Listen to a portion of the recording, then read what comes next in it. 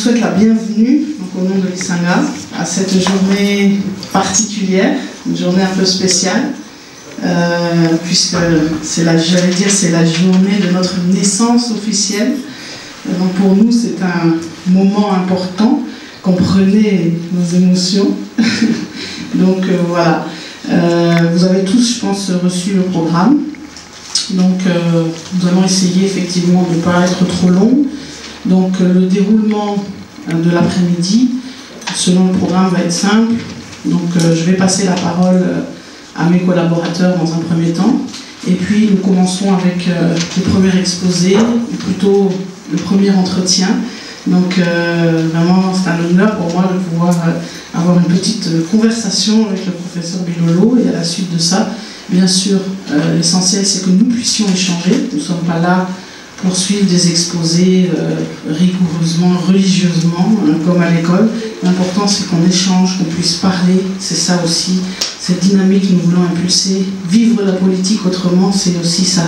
Sortir un peu des carcans, sortir des sentiers battus, faire les choses d'une manière nouvelle, un peu autrement. Donc à la suite de cet échange que nous aurons, après, nous pourrons effectivement avoir une petite pause, et puis nous reprendrons donc les débats. Nous aurons aussi l'intervention, évidemment, d'une de nos collègues aussi, Elsa. Avant l'intervention avec le professeur, nous aurons aussi un petit moment de rappel historique avec notre collègue Désiré, qui va nous parler aussi un petit peu, nous dire quelques mots. Et puis, nous terminerons aussi avec le professeur Boumemba. Ça sera à peu près en ce qui concerne les débats, les échanges sur des thèmes divers et variés. Et vers la fin de la journée, nous regarderons ensemble un film, un documentaire. Pour peut-être certains d'entre vous, vous le connaissez déjà. C'est un très bon documentaire sur, je pense que je n'ai pas besoin de vous rappeler quelle est la situation terrible dans laquelle nous nous trouvons et dans laquelle le pays se trouve. Et je pense que beaucoup d'entre vous sont militants, combattants, résistants, activistes, engagés par rapport donc, à la problématique du pays. Donc voilà, et puis nous terminerons tous ensemble, comme au pays, autour d'un bon petit verre, autour d'un bon repas qu'on nous aura préparé, concocté.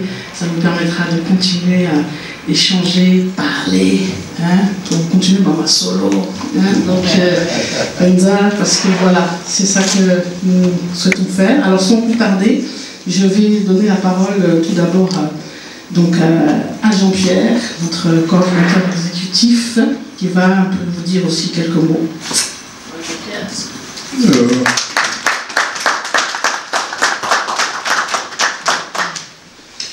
Merci Claudine, à notre Ndélé qui a su bien résumer le déroulé de cet après-midi.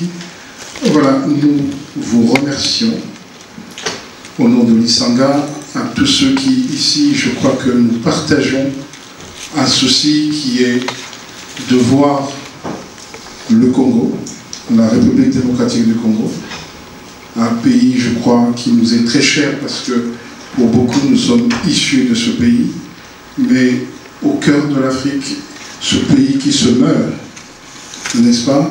Et nous sommes tous conscients que le réveil du Congo demain, la réussite du Congo demain sera quelque chose d'important pour l'Afrique. Et mu de ce désir, et je crois que vous avez abandonné vos activités, vous avez abandonné ce que vous avez peut-être de plus cher pour venir partager un moment avec nous, et surtout écouter, voir ou observer. Mais toujours est-il que nous n'avons pas la prétention d'apporter, si vous voulez, ou de donner des leçons, mais ce que nous voulons faire ensemble, au travers de l'Isanga, c'est avoir une nouvelle réflexion. Une réflexion sur comment aborder les problèmes du Congo, non seulement dans le sens des invectives que nous pouvons avoir les uns vis-à-vis des autres, mais surtout de ce que nous voulons pour nos enfants, de ce que nous voulons pour ce Congo que nous aimons. Ça a été le sens de ce que ceux qui se sont mis autour de la table ont réfléchi pour essayer de redonner une autre dynamique à ce que nous appelons l'Isanga, c'est-à-dire faire ou voir la politique autrement. Autrement, non pas parce que nous inventons des choses, ce n'est pas une roue que nous réinventons, Mais même si on ne doit pas réinventer la roue, mais il y a différentes roues. Il y a des roues à aube, il y a des roues crantées, mais chaque roue a son rôle, même si les roues tournent.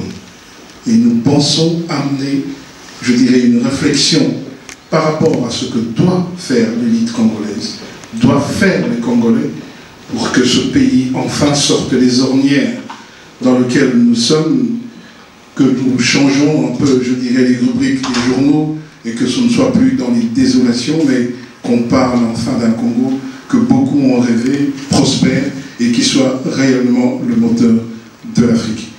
Pour cela, nous avons voulu donner à cette journée non seulement un caractère festif, parce qu'il y a une nouvelle association que nous appelons, d'aucuns nous ont posé des questions pour parler de partis, d'associations, je dirais, de cercles de réflexion, mais je crois que le mot parti n'est pas approprié parce que nous ne sommes pas un parti, nous sommes une association politique, un lieu de réflexion où, sans exclusive, nous accueillons ceux qui ont le souci, ceux qui ont l'envie, ou ceux qui se croient, ou du moins qui se sentent en mesure d'apporter quelque chose de nouveau et de réfléchir sur la situation de notre pays et surtout sur les solutions.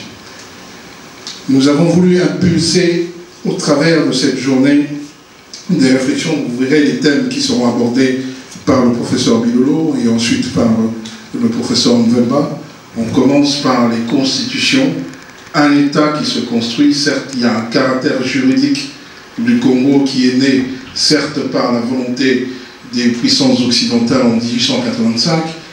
Le 26 février, au moment de l'acte de Berlin, le 26 février 1885, on concrétisait, si vous voulez, l'existence, pas par notre volonté, d'un État-espace qu'on l'ait appelé avant l'Association internationale pour l'Afrique, ou par la suite l'État indépendant du Congo, mais c'est par le décret de mai 1885, le décret royal de mai 1885, que le Congo est né juridiquement, reconnu successivement par, je dirais, les grandes puissances de l'époque. Et on a une particularité, contrairement à certains pays africains, on a été dit État indépendant, puis devenu colonie, et en 1960, au moment où nous accédons soi-disant à l'indépendance, cette indépendance n'a pas la même signification. Un État qui a été indépendant, qui devient une colonie, qui redevient indépendant. Mais de tout cela, quel a été le rôle des Congolais? Quelle a été la réflexion des Congolais dans cet État naissant? De cette situation, je crois que c'est à nous de réfléchir. Non pas pour juger nos pères, juger, je dirais, nos grands frères qui ont été, à leur époque, et selon les connaissances qui ont été les leurs, je dirais, les moteurs de cette indépendance, mais que nous réfléchissions, après 50 ans d'indépendance, ce que nous sommes aujourd'hui, qu'est-ce que nous devons faire pour que demain le Congo change. 130 ans le Congo aujourd'hui, depuis 1885. Dans quel état nous sommes? Nous réfléchissons sur ce sujet et je laisserai la parole, je dirais, à Roland, qui est le secrétaire général de l'ISANGA, qui vous parlera de la suite et ensuite nous vous présenterons les différents membres de l'ISANGA qui sont ici présents. Toujours est-il que la cause qui nous réunit, non seulement parce qu'il y a une sortie officielle, mais c'est parce qu'il y a un souci. Un souci pour que nous ayons un pays où il fait mieux vivre. Je vous remercie. Alors je vous remercie toutes, je vous remercie tous d'avoir répondu présent à cette invitation. Je pense que tout a été dit, enfin tout a été dit, une bonne partie de la présentation a été faite. C'est une très bonne chose. Moi je voulais, dans un premier temps, je m'étais dit, bon ben je vais improviser. Et après je me suis dit, non, je vais plutôt faire un discours. J'ai changé, j'ai préféré faire un discours. Et je pense que dans ce discours, il n'est pas très long, mais je vais reprendre vraiment les lignes les plus importantes concernant l'ISANGA. Et par la suite, je sais que lorsque nous arriverons au moment des échanges, au moment des débats, nous serons à même de répondre directement à vos questions sur la position politique de l'ISANGA, sur notre ambition, ce que nous voulons exactement, ce que nous voulons faire, quel est le cheminement que nous proposons. Et, d'accord. Et bien sûr, tout ce que nous envisageons pour que les choses changent réellement en République démocratique du Congo. Et après ce discours, qui est succinct, je ferai une présentation de toutes les personnes, ou disons, du collège des fondateurs de l'Isanga, les personnes qui ont fait qu'aujourd'hui l'Isanga existe, qui ont décidé de se mettre ensemble pour que nous puissions avancer main dans la main et faire que demain les choses changent en République démocratique du Congo. Je me répète, haïtiens. Mesdames, Messieurs, chers distingués invités, amis du Congo, je vous salue. Ce qui nous réunit aujourd'hui en ce lieu n'est autre que la situation plus que préoccupante, et je dirais même désastreuse, de notre beau pays, la République démocratique du Congo. Un pays qui attise convoitise et passion. On le dit souvent, poumon et richesse de l'Afrique, réserve mondiale de nombreux minerais et autres. En potentialité, il représente un paradis terrestre, mais comme toute richesse, il est la proie du plus vil en l'homme. Et c'est pourquoi, depuis sa découverte par l'homme blanc, entre guillemets, il n'a connu que succession de désastres, horreurs et chaos. Seules quelques périodes d'accalmie, notamment sur la période Zaïre, où tout était loin d'être rose, égrenèrent cette longue nuit de malheur. Je pense qu'on peut le dire comme ça. On pensait avoir atteint le sommet de l'horreur avec les exactions innommables sous Léopold II, mais la période actuelle, surtout depuis plus de 15 ans, nous surprend encore quant à la barbarie. L'homme est foncièrement mauvais, nous dit la Bible, et au regard de la situation en République démocratique du Congo, on ne peut que lui donner raison au vu de tout ce qui se passe chez nous et surtout au vu de tous ces meurtres, ces crimes, ces viols barbares sur nos mamans, sur nos filles, sur nos sœurs. Et lorsque je pense à tout ce qui se fait, j'ai vraiment mal parce que c'est terrible et c'est vraiment dur à supporter. Des fois, on se dit mieux vaut ne pas être au courant de ce qui se passe chez nous plutôt que de savoir tout ce qui se passe exactement, parce que le fait de savoir fait encore beaucoup plus mal que le fait de ne pas savoir. Les menaces réelles, telles que la balkanisation du pays, voire même son implosion, la non-volonté de construire un état de droit et autres, planent sur le Congo-Zaïre. Notre pays aujourd'hui se retrouve toujours autant colonisé. Hier par les Belges, aujourd'hui par une sphère Tutsi, représentée par Kagame et ses sbires. Mais cette colonisation va plus loin. C'est aussi celle du pouvoir des multinationales assoiffées des richesses que regorge le sol congolais. Mais au-delà même, celle de l'idéologie morbide du toujours plus, en faveur d'une minorité au détriment de tout un peuple. L'Isanga, qui prend forme officiellement aujourd'hui, s'inscrit en faux et s'insurge contre toutes ces dérives afin de pouvoir rendre au peuple congolais sa dignité et au Congo son indépendance. Aujourd'hui, au royaume où les antivaleurs font loi et les falsifications de la vérité légion, il est temps de renverser la tendance et de rétablir les choses. Il est temps d'aborder et de regarder nos mots droit dans les yeux et d'y remédier.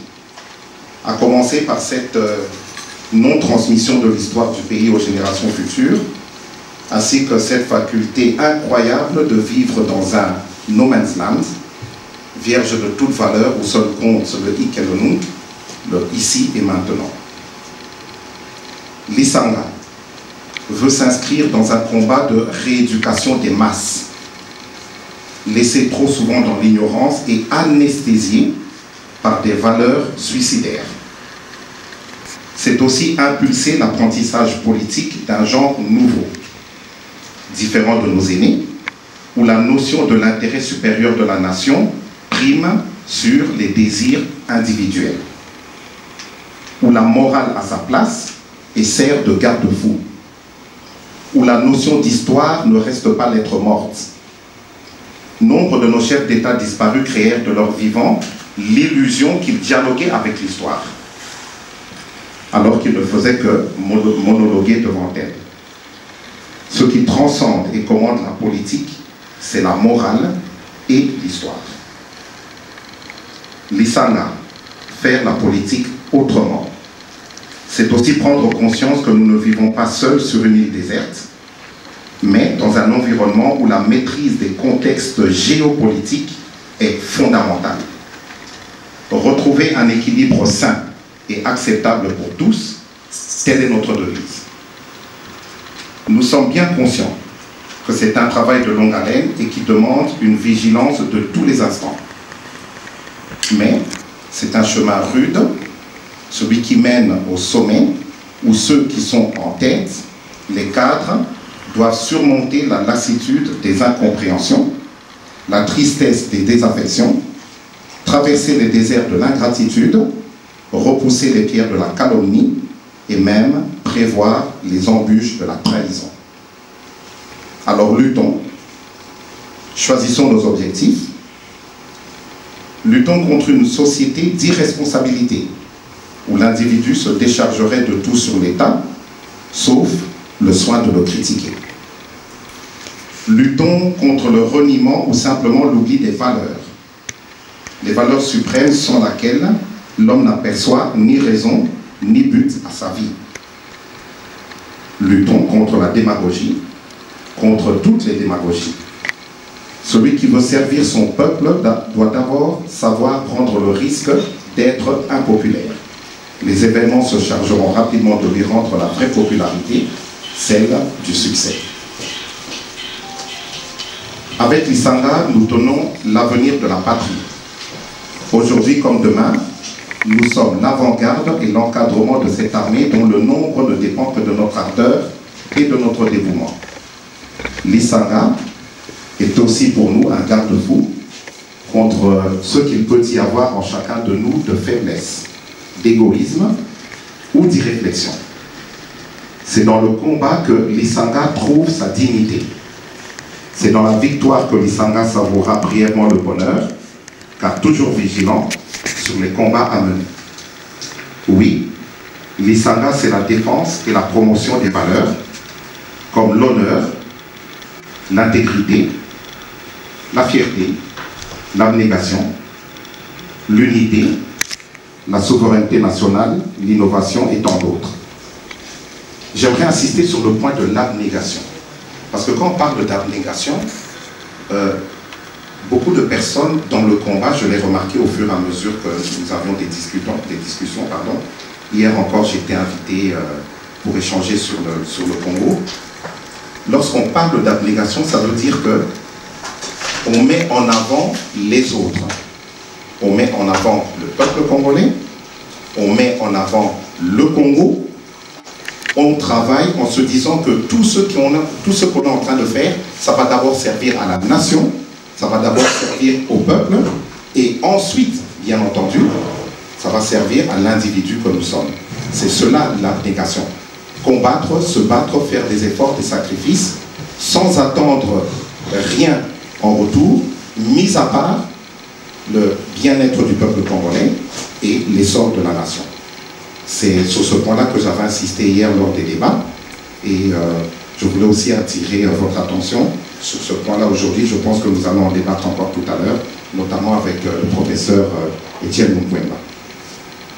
Aujourd'hui, le champ de la lutte est rempli de groupes, de partis, d'associations et autres qui font leur travail avec cœur et force et ont ainsi contribué à l'avancement de la libération. Mais le point faible reste l'unité. C'est donc un élément clé que nous devons renforcer et Lisanga met ce point-là aussi au centre de ses préoccupations. Alors mes amis, frères, sœurs, patriotes, jeunes, moins jeunes, résistants, citoyens congolais, congolaises, retroussons nos manches et mettons-nous au travail. Soyons l'avant-garde, toujours la plus exposée, et toujours renouvelée de cette armée qui détient l'avenir du Congo-Zaïre. venez nous rejoindre dans ce combat nouveau pour un futur meilleur. Je salue en vous les compagnons de l'avenir, Lisanga Oye, peuple congolais Oye, Congo Oye, j'ai dit et je vous remercie.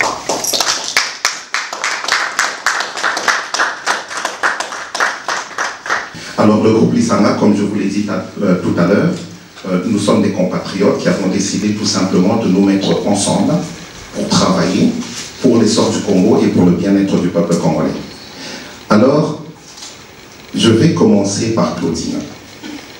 Pourquoi? Parce que Claudine, elle vient de très loin, de Vienne, en Autriche.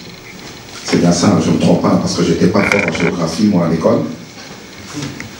Et malgré toutes les difficultés, Claudine a perdu une personne très chère. Elle est quand même venue, avec ses enfants, qui sont très turbulents, je les connais. Hein, ils ne sont pas faciles à vivre du tout, mais ils sont mignons comme tout. Des beaux petits métis qu'elle nous a donnés, nos enfants. Et c'est vrai qu'elle a beaucoup de travail aussi de ce côté-là. Et surtout, Claudine, tu sors de l'hôpital. Tu es resté un bon mois à l'hôpital, tu as beaucoup souffert. Et nous étions là, tous, nous pensions à toi. Et tu sais qu'on n'avait qu'un seul regret, c'est de ne pas pouvoir être à côté de toi dans ces moments de douleur où tu as eu peur. Je sais, je parlais avec toi, et puis surtout, ce qui m'a réconforté, ce qui m'a fait plaisir, c'est que tu es une croyante convaincue. Et puis tu me disais, mais mon Dieu est là, ça ira. Et Claudine, elle est arrivée, elle est là avec nous malgré tout. Et je voulais faire cette présentation pour te rendre cet hommage. Parce qu'en faisant cela, tu nous montres tout simplement que tu n'es pas une amie du Congo. Moi, je crois que je vais enlever ça de ma tête. Tu es une Congolaise. Ce pays, c'est le tien. Tu te bats pour ce pays beaucoup plus que d'autres compatriotes. Hein. On le sait, on le voit. Elle est formidable parce que c'est une personne qui défend beaucoup les mamans, qui est très engagée de ce côté-là. Vous verrez, elle fera un exposé tout à l'heure. Je crois qu'on n'en présente plus parce que beaucoup d'entre nous ici la connaissons déjà. Elsa Voumi.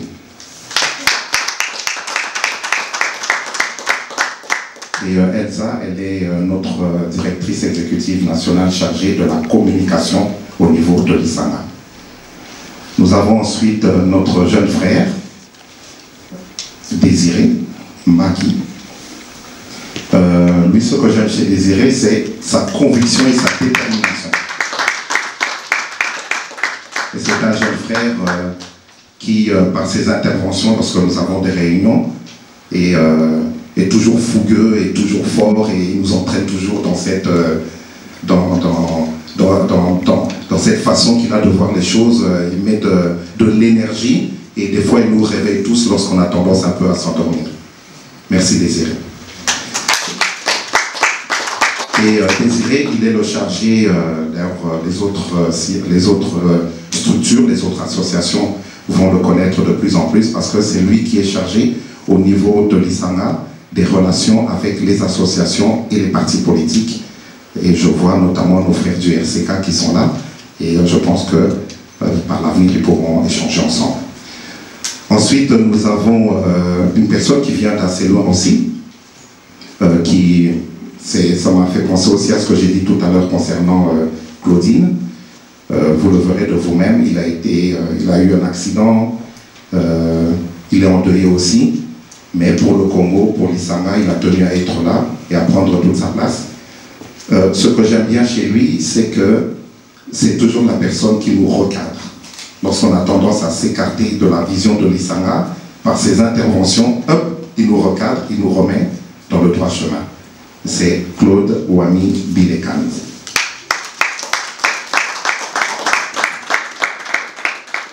Merci Claude. Et vous savez qu'une structure, pour exister, elle a besoin de finances. Nous avons un responsable au niveau de ses finances, c'est une personne qui est vraiment stricte. Lui, il nous dit toujours à nos réunions, il n'y a pas d'argent. Voilà. Lorsqu'on veut faire quelque chose, il n'y a pas d'argent. Il n'y a pas d'argent. Il n'y a pas d'argent. C'est Alexis Kabea, notre trésorier. Il est strict avec nous, c'est parce qu'il veut vraiment que ce qu'il y a dans la caisse reste dans la caisse et que la caisse elle grandisse.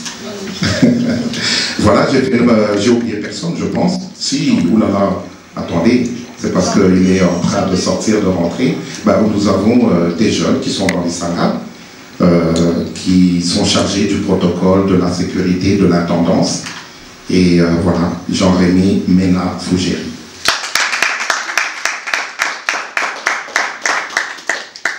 Voilà, je vous remercie et puis je vais rendre la parole à Claudine. Merci pour votre attention. Merci beaucoup. Et il y a, je pense, une personne fondamentale sans qui cette vision ne serait pas. Comme vous le savez, pour ceux qui sont chrétiens, savent qu'une vision a besoin d'un visionnaire. Et c'est très important, effectivement, et je tenais vraiment à le dire parce que le visionnaire qui nous permet d'être tous ici, de pouvoir aller de l'avant, de pouvoir d'avoir pu créer l'Isanga, et c'est vraiment, je pense que beaucoup le connaissent, j'aurais beaucoup à dire, mais je pense je ne vais pas trop insister, mais c'est vraiment quelqu'un qui a des qualités extraordinaires, humaines déjà, c'est très important, mais aussi par rapport à... Je sais qu'il y a beaucoup, vous savez, c'est vrai que sur la place publique, il y a beaucoup de monde, beaucoup de gens qui se bousculent, beaucoup de gens qui se disent « je suis pour le Congo, je suis prêt, je peux faire, j'apporte ma contribution ». Certains le font brillamment, d'autres moins. Tout le monde, bon, ils sont tous là. Mais c'est vraiment quelqu'un qui a l'amour du pays. Et ça, c'est la chose la plus importante. En politique, il faut d'abord avoir l'amour de son pays. Sans avoir l'amour de son pays, on ne va pas loin. Et ça se voit, de toute façon. Donc ça, c'est quelqu'un qui a vraiment cette qualité fondamentale d'aimer. Il aime son pays plus que tout. Et ça, vous voyez, quand vous discutez avec lui, je pense vous tous, vous avez eu affaire à lui, vous le voyez, ça se transparaît. Et puis c'est quelqu'un qui a une deuxième qualité très importante, en politique aussi, c'est l'intégrité. C'est un homme intègre. Et Dieu sait que ce mot intégrité, c'est un mot que beaucoup n'aiment pas. Aujourd'hui au Congo, c'est un mot qui est devenu un mot étranger. On ne sait plus ce que ça veut dire, intégrité. Et pourtant, c'est quelque chose de fondamental. Il faut revenir, comme je dis toujours, aux fondamentaux. Et il partage cette valeur. Il partage aussi cette valeur de l'honneur. C'est quelqu'un qui a le sens de l'honneur. C'est quelqu'un qui place vraiment cette valeur à un niveau élevé. Et qui nous le rappelle quand on a peut-être tendance à l'oublier. Mais surtout aussi, c'est quelqu'un qui aime les autres, qui aime partager, qui aime discuter, qui n'exclut personne, même ceux qu'on pourrait exclure, mais qui n'exclut personne, il parle avec tout le monde, il est ouvert avec tout le monde, je pense que c'est des qualités importantes. Et cet homme, évidemment, il n'est plus à présenter, mais bon, je vous le présente quand même, c'est notre secrétaire général, Monsieur Rollin Mena.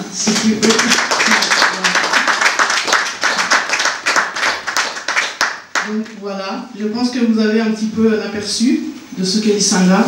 Comme je vous le disais, l'Isanga, ça veut dire vivre la politique autrement. Nous, on veut faire les choses autrement. On en a marre de les choses dans la manière dont ça se passe tout le temps, les mêmes manières, les mêmes routines, les mêmes règles, les mêmes... On voit de colloque en colloque et on voit les choses, c'est comme si vous faites un colloque, vous multipliez par X, c'est la même chose, colloque X, X1, X2, X3.